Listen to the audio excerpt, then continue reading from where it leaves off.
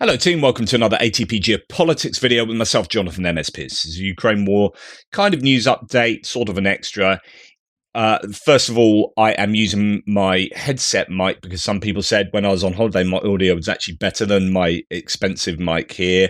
That depresses me. I like using my boom mic with this big arm that goes here. So anyway, I'm just using my cheap headset. Oh well. Right. So normally I include the general staff figures for the Russian losses for the previous day, and then I try and back that up with some visually confirmed loss data from Andrew Perpetua and his team. He had 2 days of not releasing his data due to a backlog and has released the 2 days and now released yesterday's. So if I did included these in my hits and losses video, I'd have 3 Andrew Perpetua sheets, and it would sidetrack my whole video where I'd spend most of the video talking about these stats. I also don't want to miss these stats out because I think they're important, specifically because 2 days ago it seems to be some very heavy losses for the Ukrainians, and that's a bit of an anomaly. There aren't often these days where Ukrainian losses outdo the Russian losses. So I think it's important I do go through them, and it makes my brain feel more comfortable not missing anything out.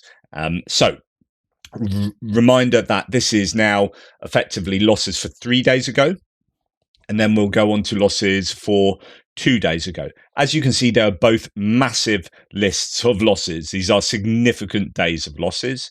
The Ukrainian losses here are huge compared to what we normally expect.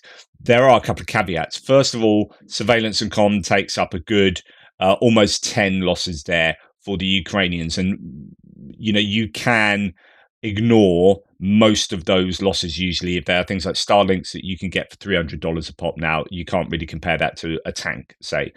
And so that's important to note. Now, there are some people that look at Andrew's data and really find that important to get a grip on. I'm not someone that concentrates too much on surveillance and comms equipment. It is interesting, but it's not central to what I do. I'm more interested in combat asset losses here. And actually, when you look at those, they're broadly in parity. The Ukrainians losing a few more pieces than the Russians, so it's not all that bad. And then you have basically a lot more, probably twice as many civilian losses for the Ukrainians than Russians, and that's where the larger numbers are coming. But actually, also some at the end here are black. These are unknown, so it doesn't. I think that's not known which side they come from. So if you take those away, then and understand that the Ukrainians have lost more civilian vehicles than the Russians, then it starts to look slightly better for the Ukrainians. I'm not trying to make it look better for the Ukrainians, but I'm trying to understand whether this was genuinely a bad day at the office for the Russian military equipment, and it's likely that there was some dumping of Russian footage showing a lot of civilian vehicles. So anyway, those are all the caveats. Now let's look at the actual equipment lost for that day. And you can see, again, a lot of Starlinks there. I need to look up Plaston RP3000. The Russians have taken out a few of those. The Ukrainians have lost quite a lot of those over time. So I do need to see whether that is an important... Thank you, Ivan, for a beautifully delivered cup of tea. He does expect commission. So that is something I need to look into, the Plaston RP3000.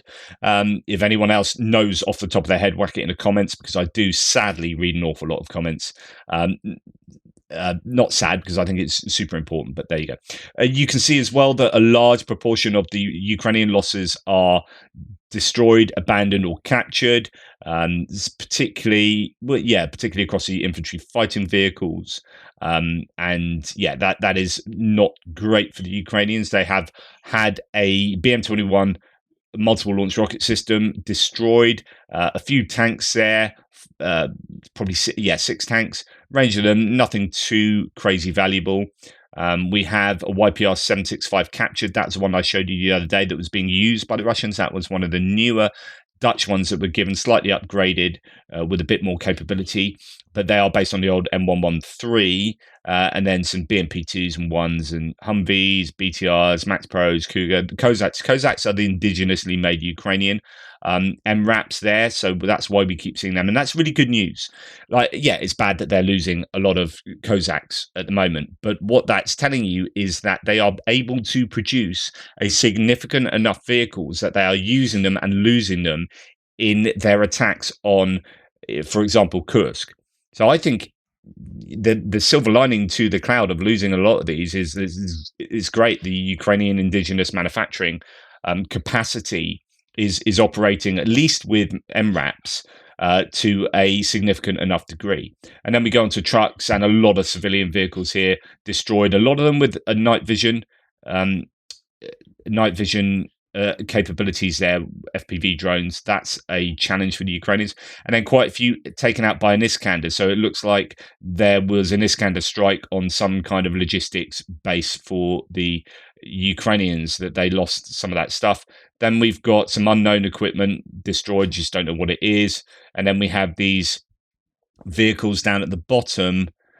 These aren't unknown ones, as in they don't. Sometimes on the battlefield, they'll look at some satellite imagery that is of the grey zone, right, where you've had Russians attacking and Ukrainians attacking, and you get a charred remains of, say, a BMP-1, and you know that both sides use a BMP-1.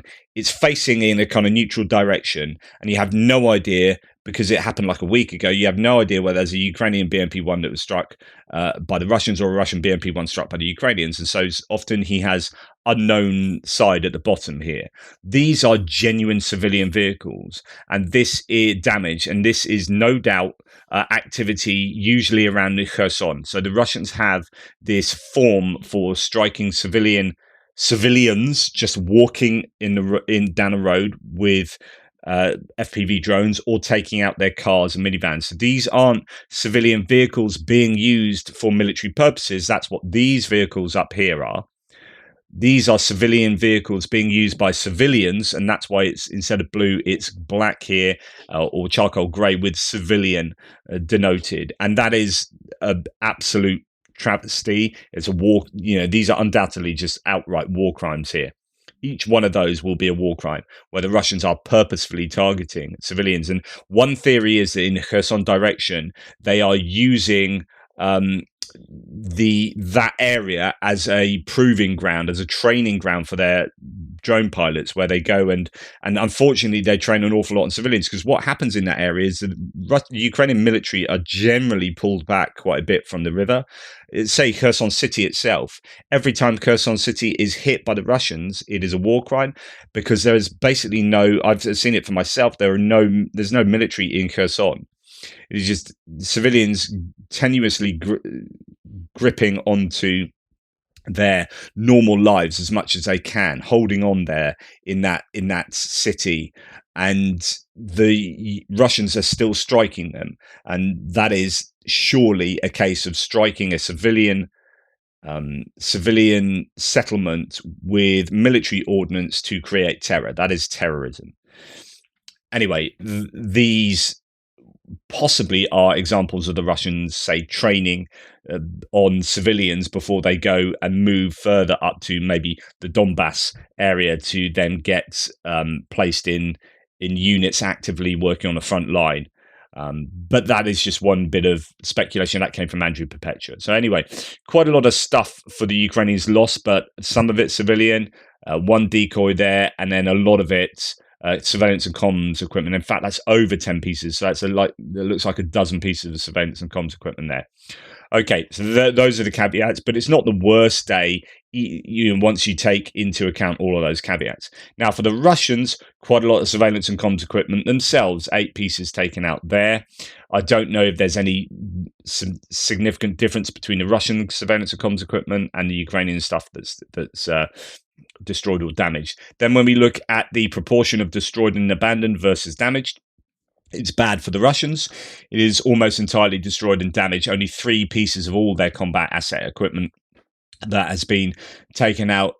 Only 3 bits are damaged. That's a T-80 tank, a Tiger M, and an MTLB APC. But the rest is destroyed or abandoned. We've got in the artillery section We have a BM-27 Uragan multiple launch rocket system. We've got a T-90M that's been destroyed. That's another T-90M. That's the best tank to add to that. Some other pieces of kit in the tank section, such as a tracked garden shed, a T-64BV with corrugated iron and whatever placed on top of it to make it less susceptible to drone strikes. However, that's then abandoned, then hit by an FPV drone. So, yeah, obviously doesn't always work. And then, yeah, we have a range of not a range. They're all BMP2s. Interesting. All of the 5 IFVs are BMP2s. And then some APCs thrown in as well. We've got some 4-wheelers, some ATVs, quads, and then a lot of civilian vehicles destroyed, mainly with a few damage at the end. So, yeah, for both sides, it's not majorly bad day at the office. T-90M being taken out is probably the most significant thing, possibly in the whole list, really. So it's a fairly standard day, but there's a lot of kit on there, and the Russians are clearly taking a lot more civilian vehicles, or civilian military vehicles, and civilian vehicles out. Right, then we come to yesterday's, or essentially 2 days ago, what I would have reported in yesterday's hits and losses. And we see the first thing to note is the Russians have lost more than the Ukrainians, so a bit of a switcheroo. If we look at the colours there, the combat asset losses, the Russians have lost more than the Ukrainians, but that's mainly due to probably an artillery montage video dump from the Ukrainians, as they've lost an awful lot of artillery there, and it looks like it's coming from the same video. Anyway, we go to the Ukrainians first, and we see that a lot of surveillance and comms equipment again taken out. So we were seeing this day in, day out at the moment, does this mean that the Russians are systematically going for the Ukrainian surveillance and comms? Possibly, or possibly it's just part of going for everything. Whatever they can see, whatever they can target, they will try and take out. We have an unmanned ground vehicle. That's that Themis one. I'm pretty sure that's an UGV. Now, the first thing to note is that actually the damaged versus destroyed ratio is slightly better today for the Ukrainians, apart from in the infantry fighting vehicle category. So that's somewhat good news. A number of tanks there, differing varieties, no particularly high value piece of kit. They're all high value, of course, but say it's not an M1 Abrams or a Leopard 2 A6 or something like that. A few bits of artillery, bit of a range there. Again, nothing too crazy. Then when we come to the infantry fighting vehicle, it's worth noting that 3 out of the 7 are Bradleys.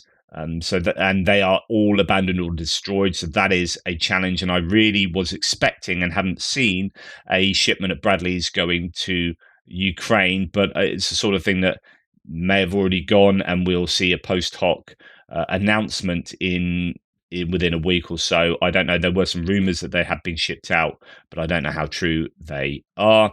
BTR-4 also destroyed there. We've seen a lot of those be used up in Kursk, and a couple of BMP 1s and 2s. In the APC section, most of them damaged, only one destroyed, a Humvee destroyed, and then we have 2 Humvees, an M113, and 2 Strikers. So all 100% of the APCs damaged or destroyed are American provided.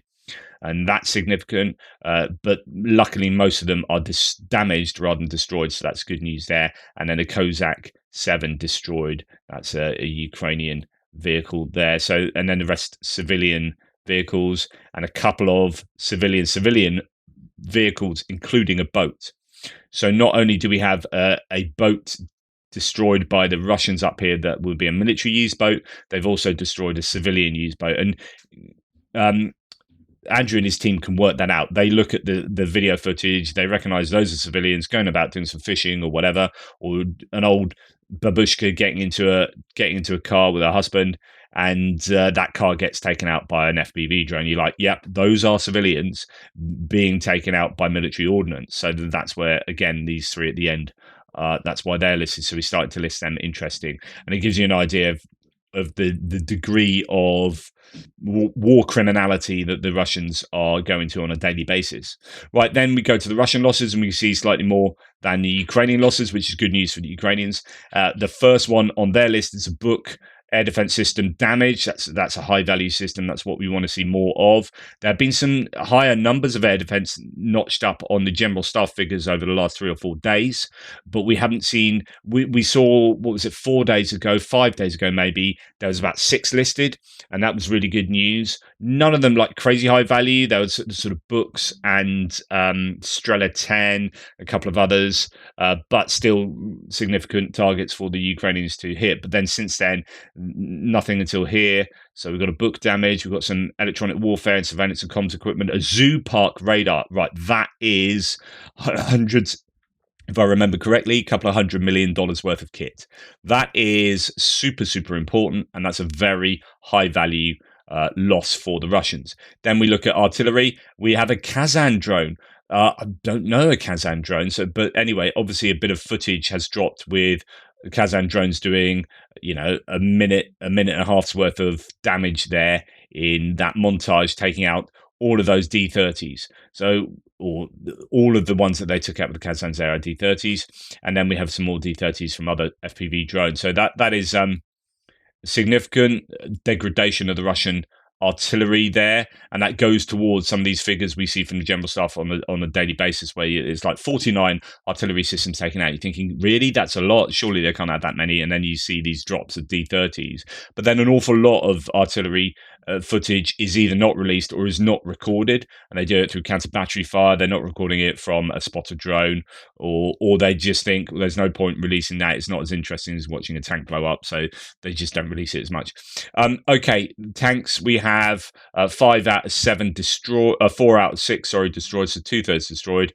Range of tanks there, T-80s, T-72s, etc., etc. 100% of IFVs abandoned or destroyed, BMP2s, and then APC destroyed. I mean, the percentage of destroyed against damage here is very bad for the Russians outside of the artillery. It is, bad data office for the Russian combat assets and civilian vehicle losses. Huge number destroyed as opposed to damage. Desert Cross 1000-3, Golf Buggy added in there. So bad data offers for the Russians on this day.